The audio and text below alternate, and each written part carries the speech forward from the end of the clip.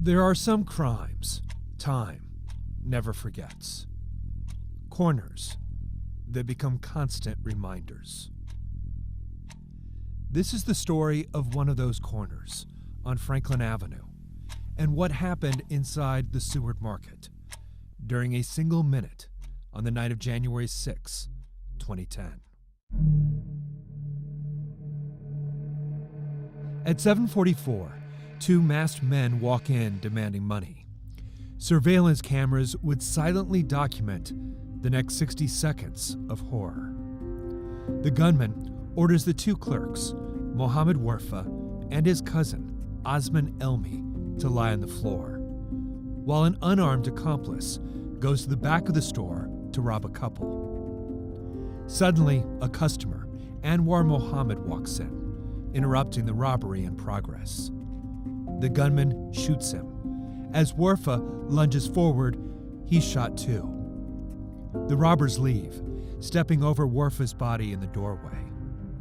Elmi gets on his phone to call 911 when the gunman suddenly comes back, chases him down, and shoots him too.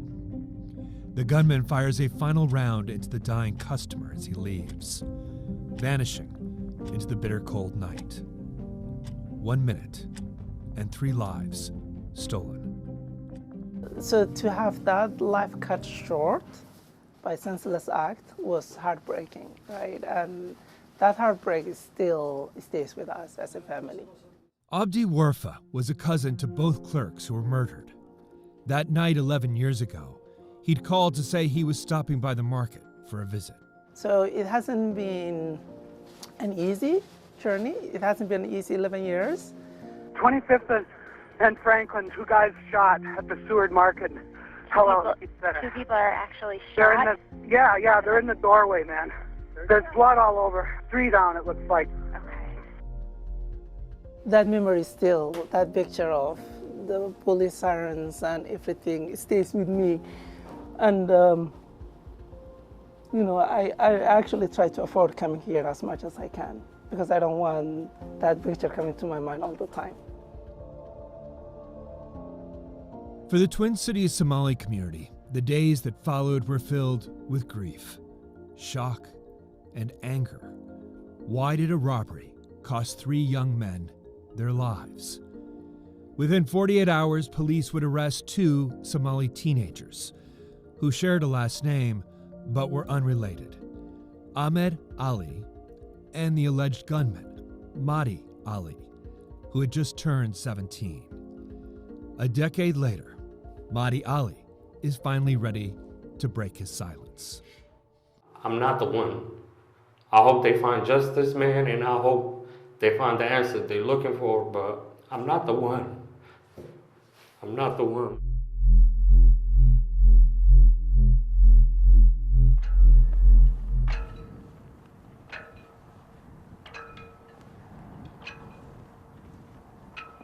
At Oak Park Heights, Minnesota's maximum security prison, there is no shortage of men who claim they're innocent. But few are looking at the hard time facing Mahdi Hassan Ali. 3 consecutive 30-year life sentences, a total of 90 years in prison.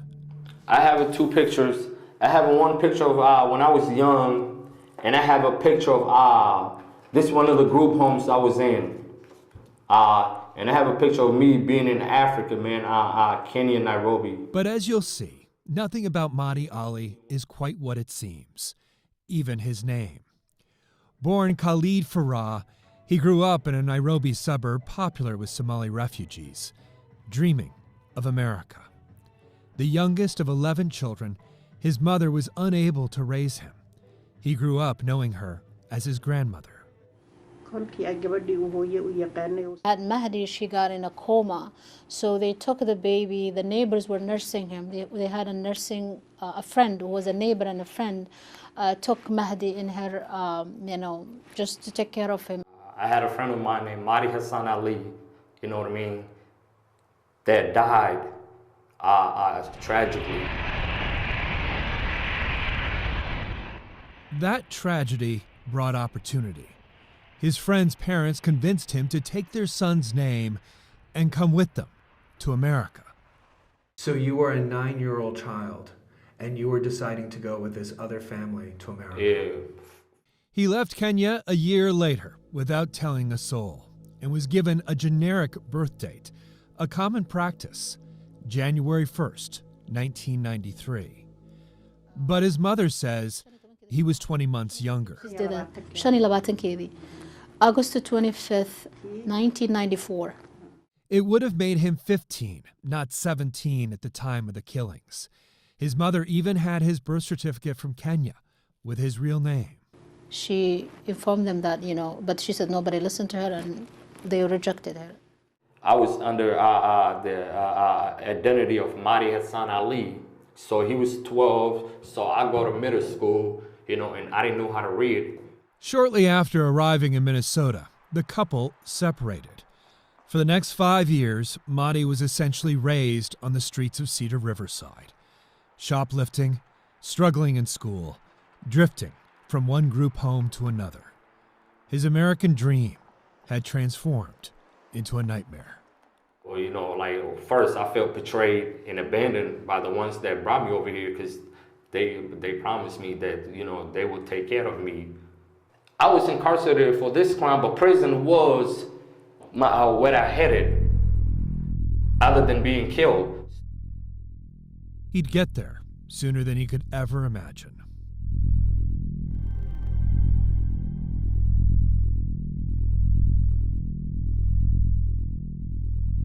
What I'm here with some motor. 2 days after the killings, detectives brought Mahdi Ali in for questioning. He was already their prime suspect. He's cocky, indifferent, and detectives aren't buying it. Because you know what, if I was sitting in your chair and somebody's asking me questions specifically about where I was during the time of a murder, I wouldn't be taking it as well as you. Over the next 5 hours, and without an attorney, Mahdi reluctantly describes a night out driving with 2 friends, getting high, hanging out. He tells detectives he came home to the apartment he shares with his grandmother right across the street from the Seward Market around 10:30 and saw the crime scene. But detectives were already piecing together a timeline from surveillance video at a Super America where they got gas, the city impound lot where Mahdi was trying to retrieve his own car but didn't have enough cash. And yet, Mahdi is fuzzy on the details. I do smoke weed, you know what I mean? I do forget sometimes when I get high something, You don't know much, to be honest with you. No, I have. Because you're lying about just little things. I don't believe a word you're saying. Why would you not believe a word I'm saying? Because I'm telling you, if you're telling me that you weren't here, you weren't there, you don't ask us the questions. We're going to ask you the questions, all right? But we're telling you, you're lying. Why would I lie about that? Exactly. And detectives make it clear they've got a competing narrative from his friends talking down the hall.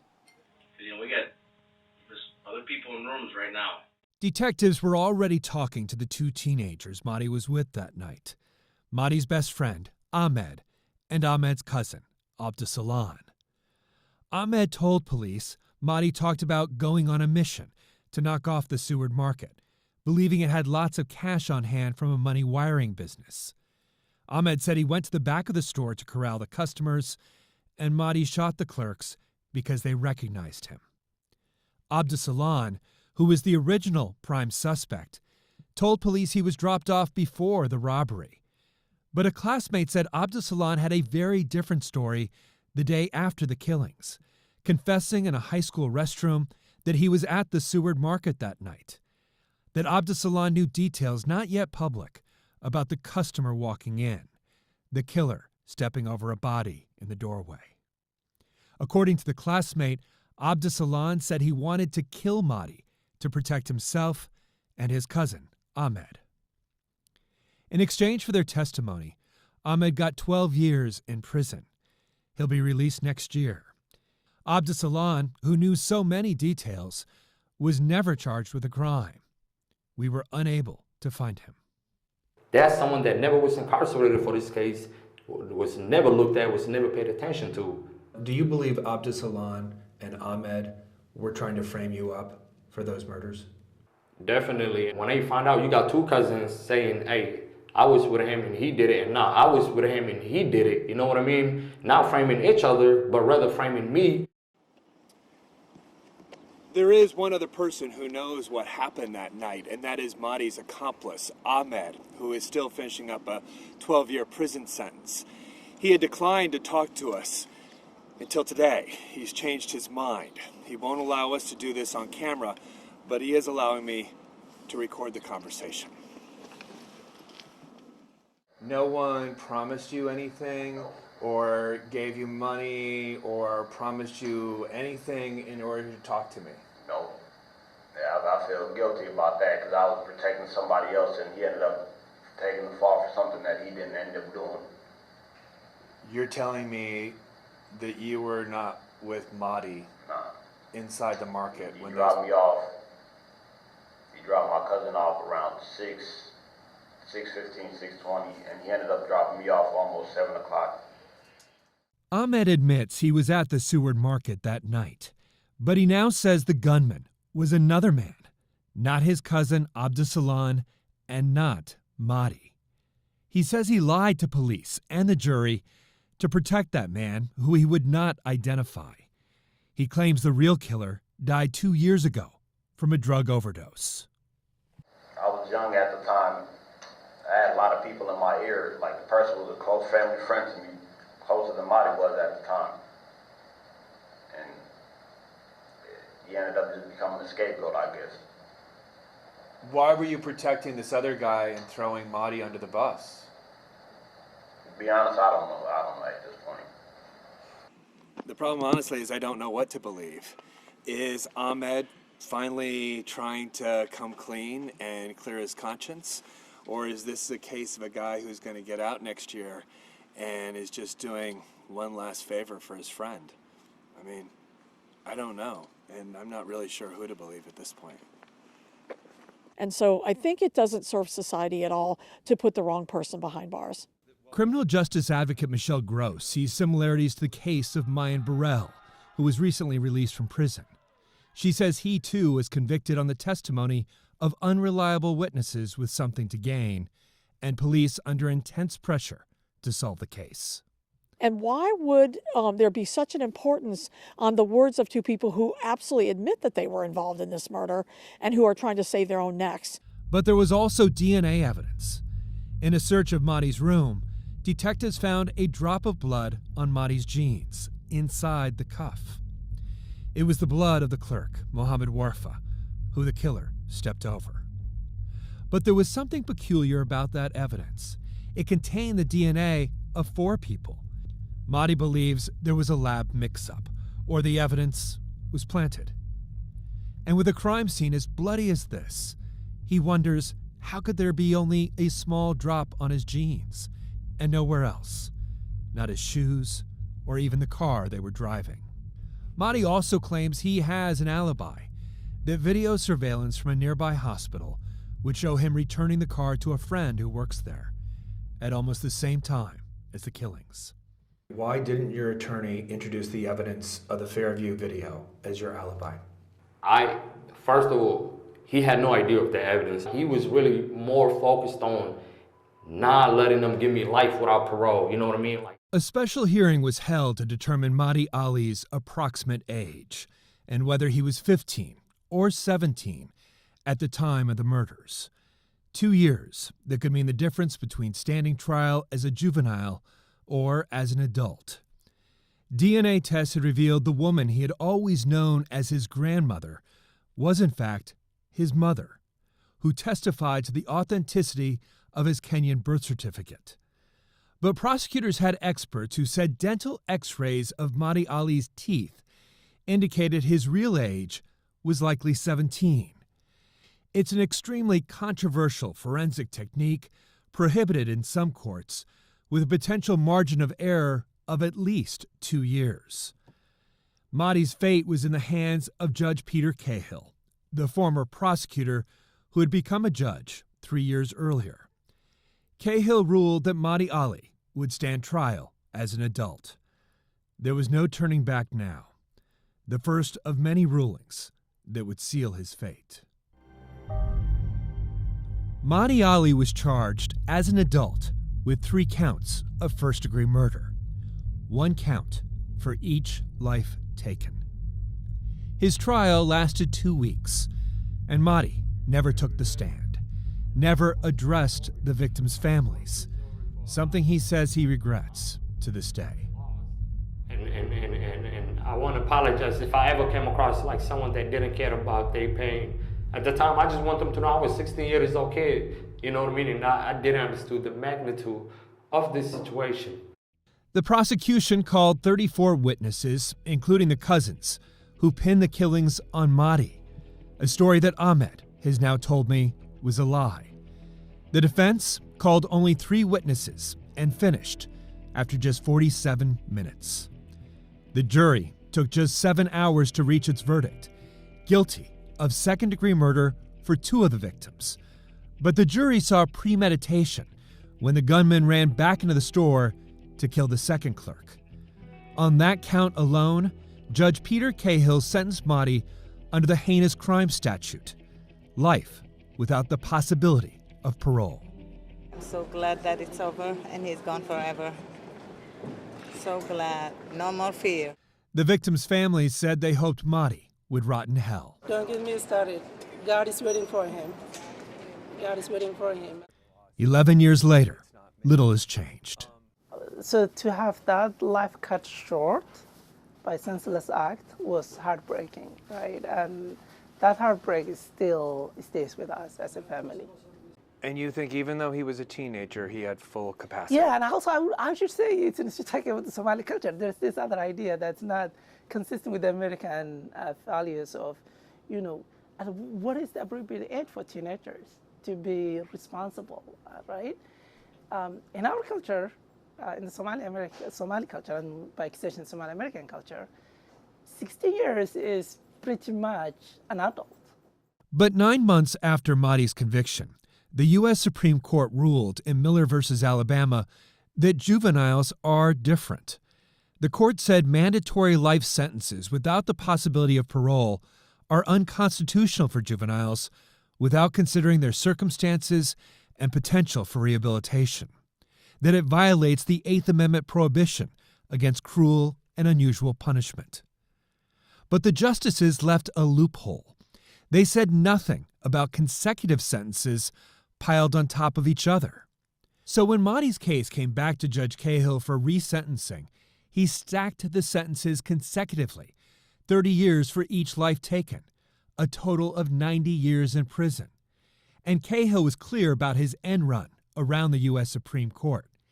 He said, "My imposing consecutive sentences is my message to future generations that you not be considered for release, no matter what the circumstances, no matter what the change in the law is."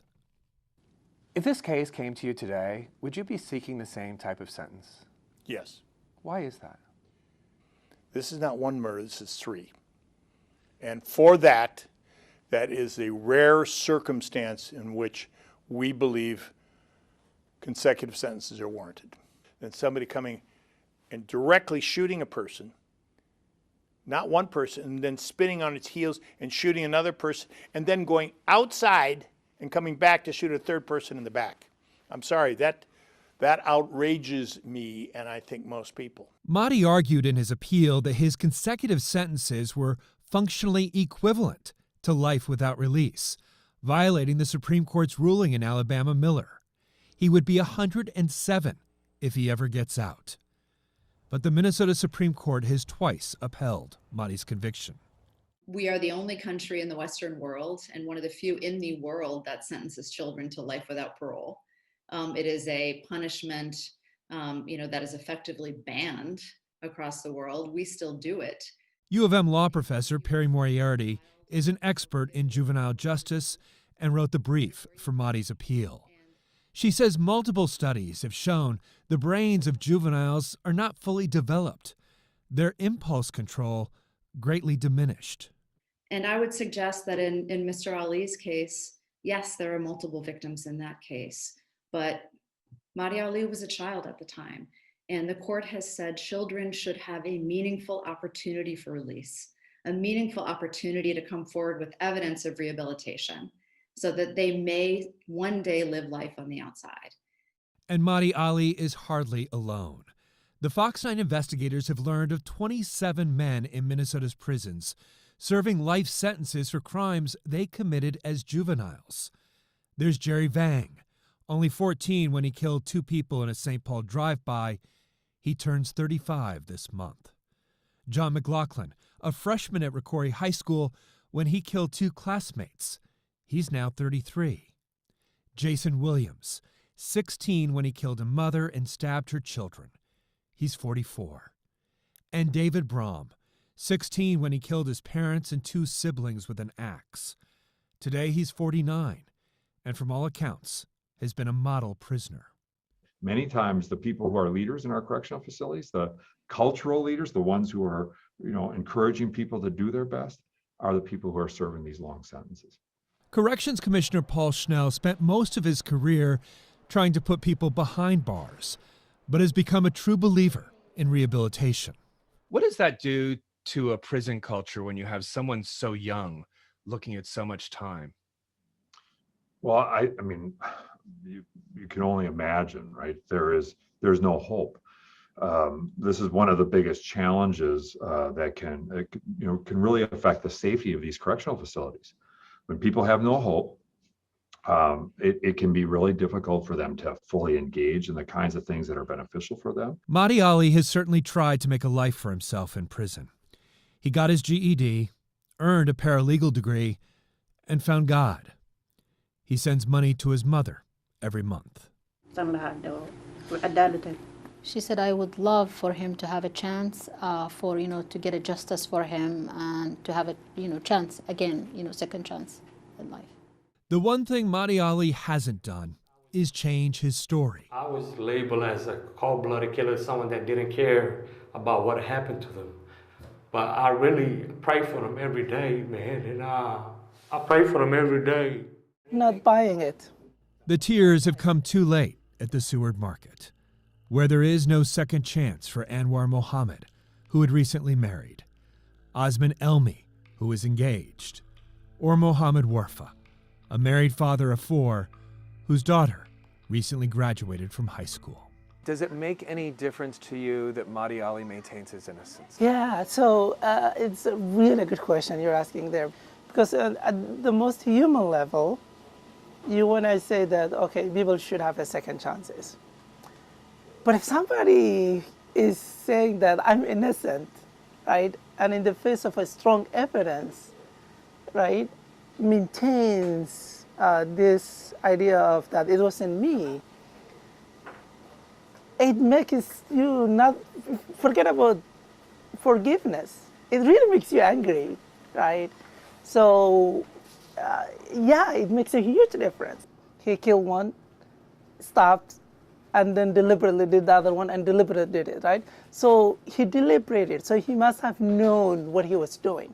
What sticks with me is the amount of time it took Mahdi to take away 3 lives, right? It wasn't even 60 seconds. But should that minute define the rest of a teenager's life? Or has the passing of a decade raised enough doubt? 3 men lost their lives that night in a single minute.